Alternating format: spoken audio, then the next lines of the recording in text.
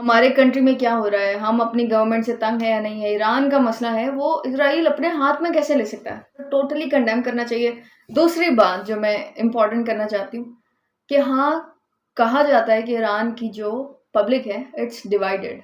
बहुत सारे लोग तंग आ चुके हैं, बहुत सारे लोग थियोक्रेसी को पसंद नहीं करते और लिबरल हैं और वोक हैं और आज़ादी चाहते हैं और गवर्नमेंट चेंज करना चाहते हैं। मगर ये तो हमेशा से होता है। Like they will have to find another way if that is the case. बहुत सारे लोग उसी शरिया लॉ के हक में भी हैं, उस गवर्नमेंट के हक में भी हैं। हमारे पाकिस्तान में भी ऐसे ही है। अभी कोई भी फुली भी अग्री करता है क्या किसी फॉर्म ऑफ गवर्नमेंट से?